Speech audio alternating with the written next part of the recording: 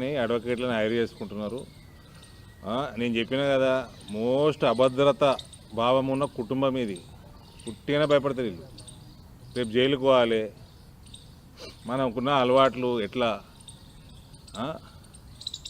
బతకాలి, ఈ భయము, నిద్ర పడతలేదు, క్వాష్ పిటిషన్లు, కేవేట్లు, అరెస్ట్ చేయకుండా ఇది ఏమంటారు యాంటిసిపేటరీలు, అన్నిటి కింద మీద పడుతున్నారు. నిద్ర పడతలేదు, చేసిన పాపం ఏడిపోదు, అది రివర్స్ కొడుతున్నది. నిద్ర ఉండదు, జైలుకు పోవాలి, జైలునే ఉండాలి, చేసిన పాపాలని కడుక్కోవాలి. ఇది ఈ జన్మలనే కావాలి, మేమందరం చూడాలి.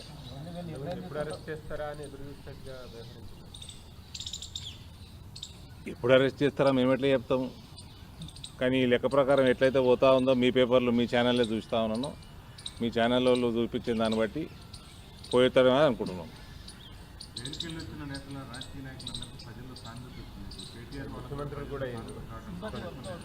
ఈయన చైనా బార్డర్ మీద పోయి చైనాతో కొట్లాడిండు, ఈయన ఉగ్రవాదులతో కొట్లాడిండు కాశ్మీర్లో.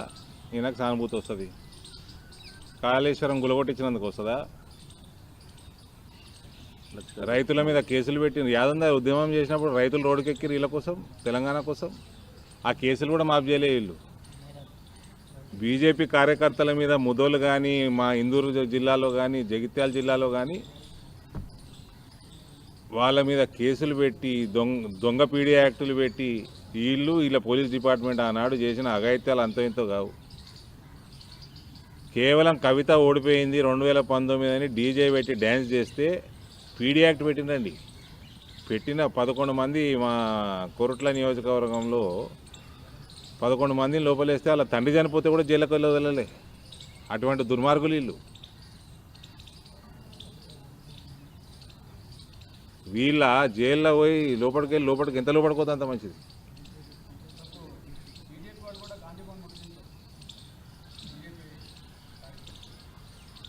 నేను ఒకటే చెప్తున్నా, చూడండి, మొత్తం భారతదేశంలో దుర్బిని పెట్టి చూసినా తెలంగాణ, కర్ణాటకలు తప్ప కాంగ్రెస్ ఏడా కనబడదు. ఆ కాంగ్రెస్ కార్యకర్తలు రేవంత్ కానీ, మహేష్ కుమార్ గౌడ్ కానీ మీరు జాగ్రత్తగా ఉండాలి. బీజేపీ రియాక్ట్ కూడా మొదలుపెట్టిందంటే దాచుకొని ఇక్కడ జాగుండదు మీ జాతీయ నాయకులకి. కానీ ఇవన్నీ మతిలేని పనులు. ఇవన్నీ ఈ అటాకులు చేసుడు, రాళ్ళు కొట్టుడు.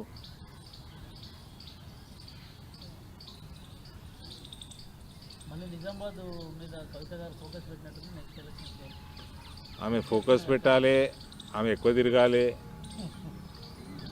ఆమె యాక్టివ్గా ఉండాలి అని ప్రతి బీజేపీ కార్యకర్త ఇందూరు పార్లమెంట్లో కోరుకుంటాడు. ఆమె ఎంత యాక్టివ్గా ఉంటే మాకు అంత మంచిది.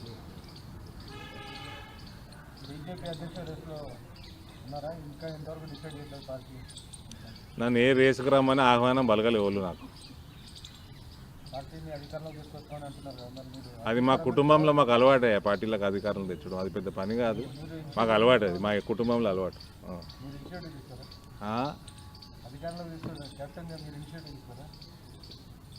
అది నేను కాదు కదా తీసుకునేది, నేను కాదు కదా ఇచ్చేది. మేము ఆ సబ్జెక్టు లేదు, మమ్మల్ని అడిగింది లేదు, మాకు డిస్కషన్ లేదు. నాకు ఢిల్లీలో పార్టీ ఒక బాధ్యత అప్పచెప్పింది ఢిల్లీ ఎలక్షన్లకి, అది చేసుకుంటున్నాం. పార్టీ అధికారంలోకి రావడం తెలంగాణలో పెద్ద పని కాదంటున్నాను నేను. అధ్యక్షుడిని నిర్ణయించుకోకపోవడం వల్ల నాయకత్వం నిర్ణయించుకోవడం పార్టీ ఊపు తగ్గిందని అంటే ఊపు తాగితేనే ఇన్ని రాష్ట్రాల ప్రభుత్వంలో ఉన్నాం, దేశంలో ఉన్నాం. ఈ ఊపు మీద వస్తే ఏముంటుంది పరిస్థితి? వస్తుంది, తెలంగాణలో కూడా వస్తుంది. ప్రభుత్వం మాదే వస్తుంది, పెద్ద పని ఏం కాదు, అల్కగానే వస్తుంది. Thank you. हमारे कार्यकर्ताओं को खून निकल रहा है, खून बह रहा है. ప్రథమంగా ఇవాళ భారతీయ జనతా పార్టీ తెలంగాణ కార్యాలయం మీద కాంగ్రెస్ పార్టీ వాళ్ళు చేసిన దాడిని పూర్తిగా ఖండిస్తూనే, ఇటువంటి కల్చరు కేసీఆర్ ప్రభుత్వం పోయినాక పోయిందనుకున్నాము. కానీ కాంగ్రెస్ పార్టీలో కూడా ఇదే, అక్కడ ప్రభుత్వంలో కూడా అదే కల్చరు కొనసాగించడం చాలా దురదృష్టకరం. అక్కడ మా కార్యకర్తలకి తలలు పగిలినాయి. నేను ఒకటే అడుగుతున్నానండి మీడియా ద్వారా, తెలంగాణలో మీకు కాంగ్రెస్ కనబడుతుంది, కర్ణాటకలో కనబడుతుంది, బయటకు వస్తే కాశ్మీర్ దాకా కాంగ్రెస్ కనబడదు. మీ జాతీయ నాయకులందరూ ఇన్నే ఉంటారు. దుర్బీన్ పెట్టినా దూరం దూరం దాకా ఒక కార్యకర్త కనబడు మీకు దేశం మొత్తం. అది మీ కాంగ్రెస్ పార్టీ పరిస్థితి. తిరగబడి ఎదురుదాడులు చేస్తే మీ జాతీయ నాయకులు ఎక్కడ పోయి దాచుకోవాలి? ఇటువంటి కల్చర్ మంచిది కాదు. భారతీయ జనతా పార్టీ ప్రభుత్వంలో ఉన్న ఏ రాష్ట్రాలలో కూడా ఈ రకమైన దాడులు ఇటువంటివి జరగవు. ఈ కేసీఆర్ తోటి బంద్ అయిపోయింది అనుకుంటే ఇది కాంగ్రెస్ ప్రభుత్వం తెలంగాణలో కూడా చేయటం చాలా దురదృష్టకరం. ఇది అస్సలు అన్కాల్డ్ ఫర్. అండ్ దీనివల్ల ఇది కనుక ఇంకా కొనసాగితే మీ జాతీయ నాయకులు దాచుకుంటే కూడా జాగాలు ఉండవు. కాబట్టి ఆలోచన చేసుకొని పని చేసుకోండి అక్కడ మహేష్ కుమార్ గౌడ్ కానీ రేవంత్ రెడ్డి కానీ. ఇది తప్పనిసరిగా మహేశ్వర్ రెడ్డి గారు డిమాండ్ చేసినట్టు దీని జిమ్మెదారు ఎవరు తీసుకుంటారు? జిమ్మెదారు తీసుకొని ఇటువంటి కల్చరు దానికి ముగింపు పడగా ఇదే ఫస్ట్ అండ్ లాస్ట్ ఉంటే మీకే మంచిదని చెప్తా ఉన్నా.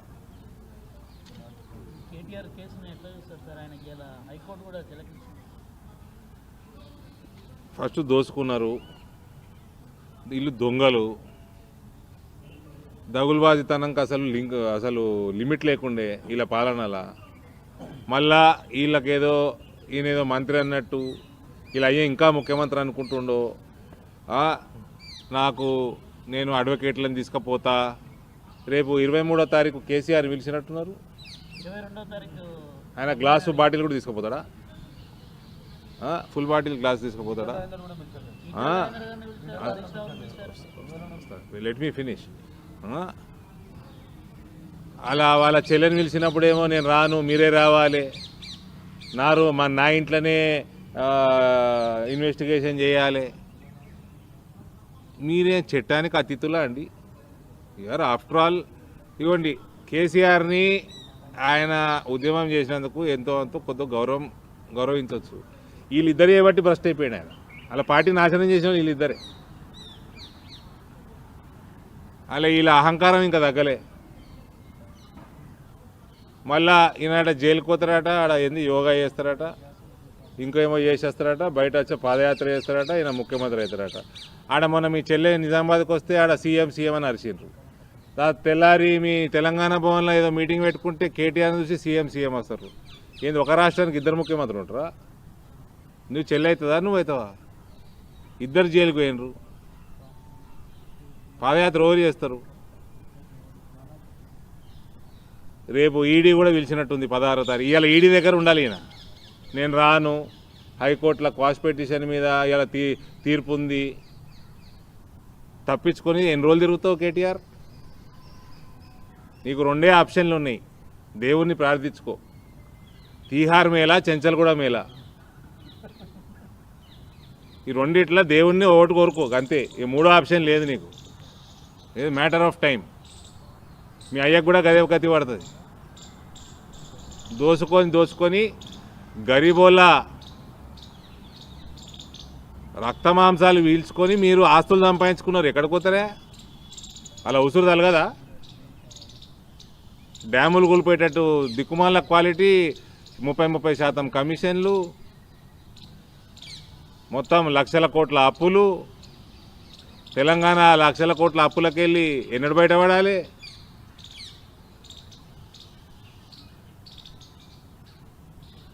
తప్పనిసరిగా కేటీఆర్ అనేవాడు he'll go behind the bars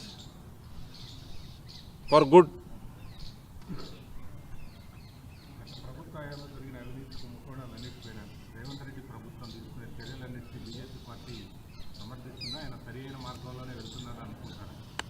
పార్టీలకి సంబంధం లేదండి. ఇది బీజేపీ పార్టీకి ఏం సంబంధం లేదు. ఇది ఇన్వెస్టిగేషన్ ఏజెన్సీస్ కరప్షన్ చేసిండ్రు, దానికి ఒక సిస్టమ్ ఉంటుంది. ఆ సిస్టమ్ ప్రకారం వాళ్ళు పోతారు. నాకున్న అవగాహన బట్టి తొందరగా జైలు కూడా పోతారు. ఇప్పుడు విచారణ కమిషన్ ఏదైతే ఉందో పినాకిని ఘోష్ కమిషన్, రేపు వాళ్ళు హరీష్ కేటీఆర్తో పాటు అప్పటి ఆర్థిక మంత్రి ప్రజెంట్ మీ బీజేపీ ఎంపీ ఈటల రాజేందర్ గారిని కూడా విచారణకు పిలుస్తారని చెప్పారు. దాన్ని మనం ఎదుర్కొంటామా? నోటీస్ ఇచ్చారా, పిలిచిర్రా? అంటే ఆయన ఫైనాన్స్ మినిస్టర్ ఉన్నప్పుడు నేను రాజకీయాలనే లేను. అంటే నాకు అసలు ఐడియా కూడా లేదు.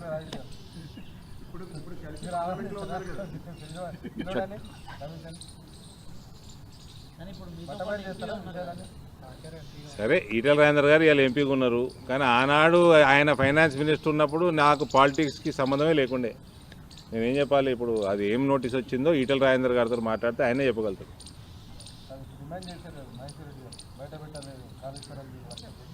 డెఫినెట్గా అంటే కాళేశ్వరమే కాదు గత ప్రభుత్వంలో జరిగినటువంటి అనేకమైనటువంటి కుంభకోణాలు. ఈ వీడియో మీకు నచ్చినట్టయితే లైక్ చేయండి, 10 మందికి షేర్ చేయండి. అలాగే కామెంట్ల రూపంలో మీ అభిప్రాయాలను మాతో పంచుకోండి. Nationalist hub group of channels ను సబ్స్క్రైబ్ చేసుకుని తెలుగునాట జాతీయవాద జర్నలిజాన్ని ప్రోత్సహించండి. ఈ వీడియో కింద ఉన్న బెల్ ఐకాన్ పై క్లిక్ చేయడం మర్చిపోవద్దు.